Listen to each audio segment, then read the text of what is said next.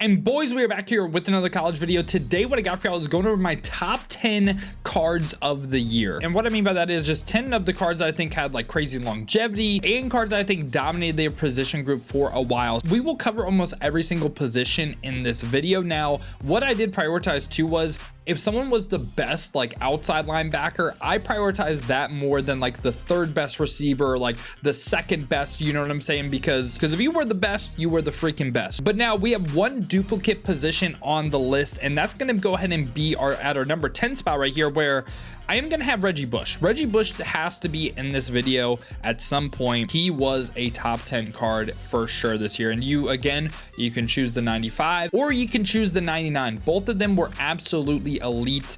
Both of them deserve to be mentioned in this video for sure. I'm not debating that. 6 foot, 200 pounds for this card. That's not going to change. This card dropped, and I mean, the 1 APs everywhere, like the Platinum Shifty, the 360, the Workhorse, just absolutely elite, man. So Reggie Bush, I think, like I said, for sure deserves to be mentioned. And the 95 was dominant. This card was dominant for months, and this card is dominant in the end game as well. I think he's been the best running back since he's came out. So both of these cards, absolutely longevity wise, amazing, elite cards. And I think, you know, like College World 25, Reggie Bush, insane. So that's going to go ahead and be our number 10 spot right here. I think you can for sure debate order in this video.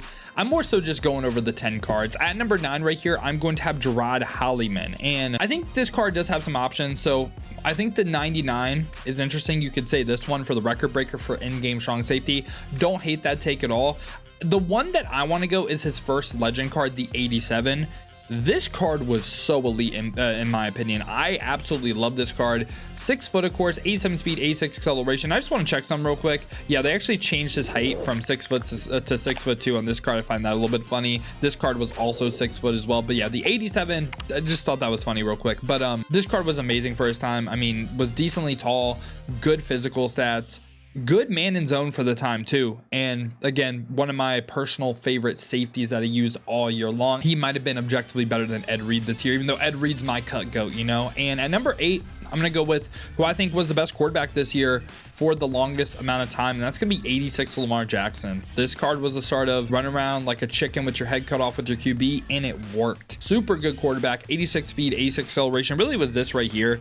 Also, he did have decent throw power and pretty decent accuracies for the time as well. But man, that speed and acceleration, we didn't have many options on defense that could keep up with this, man. There's a few, but Lamar was just crazy, man. 84 carry as well. The overtop one wasn't crazy, but yeah, this card, man, I felt like people used him for months, man. He was a really, really good quarterback. So that's gonna be our QB option at our number 8 spot. Now, number 7 right here is a card that I feel like was just good all year long yet again. That's gonna go ahead and be Caleb Downs. This is a card that, again, objectively, I feel like is better than Ed Reed, but his longevity and just every card he got was just usable at the time. And I could even see a debate where it's the pre-order player.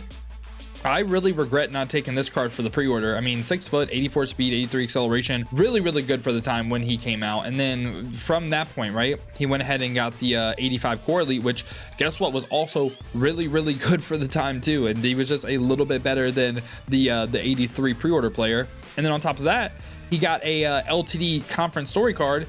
And then this turned into one of the best free safeties in the game as well. And this was all like early game, right? So 86 speed, 85 acceleration. Really, again, one of the best free safeties at the start of the year. And it was just like, it looked like Caleb Downs was going to dominate this position. Now, I feel like he didn't get a card for a while. And after this 87, I think for a while, like 90 Ed Reed dropped like probably like a couple weeks later. And then after 90 overall Ed Reed, my new free safety was this card right here, which I thought was really cool because he was a free card. So free play, he's had 2 great free cards, like the pre-order player. I guess you could debate whether that's free or not, but Caleb Downs, the game of the week player as well, by just logging in. I mean, 91 speed, 92 acceleration, again, good height. He was just an amazing card. And then finally, like ending off the year right now, he may get another graduation card. I am recording that a little bit after. So this card was usable for like the entire end game because he could be 99 speed. Now, he didn't get like the great craziest abilities or anything, but he's still usable to this day. So the longevity of this card, like throughout the entirety of the year, man, I felt like he had to make the list. So Caleb Downs coming in at our number 7 spot. Now at number 6 right here, we're gonna have who I think is the best corner in the game, and that's gonna go ahead and be Will Johnson. Now, Will Johnson really Besides his 89 overall, I don't think it was crazy. Like the 96 national champion card was cool, but the 89 was just simply one of the only players on defense that could keep up with, say, Luther Burden, and also potentially Quinshon Judkins, which, you know, like kind of tough for a CB to really make an impact on the ground game early in the year. But this was a must-have player. I mean, 6'2", so had the good height, 88 speed, 87 acceleration. Again, was one of the few players that could maybe keep up with that Luther Burden that you may see an appearance of those two cards here soon. But 89 man, 85 zone as well, 89 press, play ball in air, aggressive, big hitter trait on yes. Will Johnson, this card in my opinion is CB1 in the game just for how good they were for the time, because you got to keep in mind too, season 1, right? These 89 overalls were a lot higher overall than even the champion cards from promos. Like you saw 86 Lamar Jackson, right? These cards dropped day 1 in 89 overall, so they just dominated season 1. I mean, when I say dominate, it was like you got these cards, you need to upgrade for the whole season. So that's why a lot of these cards are here now. Coming in at a number 5 spot, we're gonna have someone really similar. It's gonna be Collin Oliver. Collin Oliver is one of my personal favorite cards of the entire year as well. Just love this card because he was someone that could do a little bit of everything, right? So he's 86 speed, 85 acceleration, which is good for coverage. The change of direction is super low, something I didn't love on the card. He's 6'2". He also could pass rush too, and that's how I used him. I think as a pass rusher, because of the COD being low, I think that was his best role, but he did have 87 zone at the time, which was pretty solid, or one of the best options for zone coverage, of course. And he only had the finesse move traits on yes, meaning he's only going to use 86 finesse moves, not 85 power moves, which isn't that big of a deal, because both pass rush moves are good on the card. So yeah, this was just one of the rare linebackers I feel like in season 1 that could do a little bit of everything. If you wanted a pass rusher, he could do that. If you wanted a zone coverage player, he could do that. If you wanted a user, he could do that as well. So that's why I was very high on season 1 at Collin Oliver. Now, coming in at our number 4 spot, we're going to go ahead and have James Pierce. Now, specifically the 90 overall James Pierce, and besides this card right here, I mean the 99 is pretty good, he plays really well. The 85 core elite was also pretty good as well. But the reason why this card is here, I don't know if you guys remember in season 2, but this was the only silver quick jump player for a while, and that was pretty valuable, I can't lie. Silver quick jump, pretty valuable on the card. 90 speed, 91 acceleration, also had crazy physical stats compared to the defensive ends we were getting. Really high finesse moves, lower power moves, and he does have all 3 pass rush traits on yes, which most of the time I don't like cards like this because obviously you don't want to use that lower overall power move rating, but simply the speed and acceleration was so top end, and also at the same time the only silver quick jump player. I felt like he just deserved to make the list because he was a dominant edge rusher, and this was a time when a lot of people were still running the mid blitz style of pressure, and people still run that to this day, of course, but 3-4 odd, and getting the silver quick jump was a difference compared to the bronze level. So he was one of the best players in the game. That's why he's coming in at our number 4 spot. Now going to number 3 right here, there's a little bit like, I mean, you could go different cards for this one, but we're gonna have Danny Stutsman at number 3, and I mean it's either the season 3 card or the current Ultimate Dynasty card.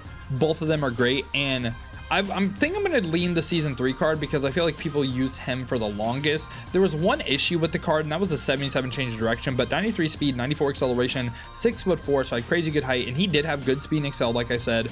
Not the best man or zone either, but he was just so much better physically statted than every other linebacker in the game. It was like you just had to use him, right? Even with lower man, lower zone, he just needed to play because the linebackers that were dropping at the time just were simply just not good physically statted. They just weren't. So that's why a lot of people use this card. Now when we talk about the 99, of course, I mean, they fixed the change of direction. He was also 99 speed with the theme team. So he was just like a perfect in-game middle linebacker. And a lot of linebackers in general were getting that kind of speed, excel, and change of direction. So that's what made this card so special as well. And they did give him good zone coverage, and the 6'4" didn't change. He got 2 ability discounts as well. So overall, I would say Danny Stutsman is my middle linebacker 1 of the year.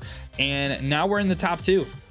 At my number 2 spot right here, I'm gonna have Luther Burden. Luther Burden, what's called first card of the year, the 90 overall. He was just simply too good, and this was a card that could just wallet gap people because if you didn't have Will Johnson, I think like the fastest corner besides him, maybe Aiden White, was 87 speed. But if you didn't win the gauntlet either, which not having Judkins or like Burden or any of these other cards, it was tough to win the season 1 gauntlet because there were just so like few elite cards, and if you didn't get the glitch from like the second day of the game, maybe it was the first day, second day, you were at a severe disadvantage. So yeah, Luther Burden was a wallet gap card. The bronze takeoff on him with 88 speed was special.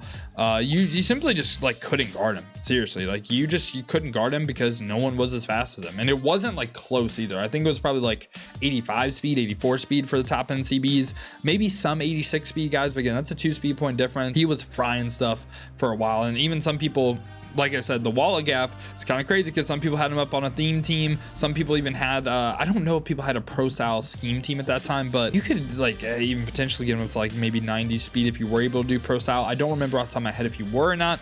That's on me, but yeah, you could get him up to 89 speed with the theme team, which some people did have, so that was kind of crazy. And coming in our number 1 spot, I feel like this is no surprise. We're gonna have Quinshon, Judkins, and specifically the 89. So a lot of season 1 cards on this list, but if you played season 1, you know why these cards are here, because they literally dominated their position groups. There was no like alternatives to these cards. There just wasn't.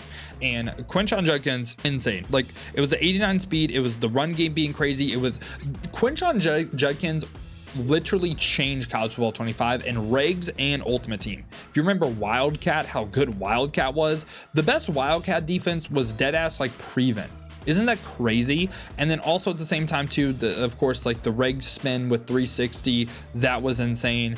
And literally this card, Quinshon Judkins, regs and cut, changed the entirety of college football 25, and I don't hate to take that. Him in cut or also in regs is the greatest football game running back of all time. Probably Tecmo Bo Jackson, of course, or I think he's up there with Madden 20 Eric Dickerson though. This card was insane. He's gonna give me nightmares for the coming years. So yeah, boys, those are my top 10 cards of college football 25. Let me know your guys' thoughts down below in the comments. Let me know if you think I left anyone off the list that should have been on it. But if you guys did enjoy today, man, make sure to leave a like and subscribe for more college content just like this going into college football 26. And if you guys want to watch the live streams live where we have used all these cards, make sure to leave a like, subscribe here on YouTube, hit that noti bell as well. You'll be notified every time I upload or go live here. Or if you guys want to watch on the Twitch, check the links in the description, hit that Twitch with a follow. But if you guys do want another video to watch, check out this one right here.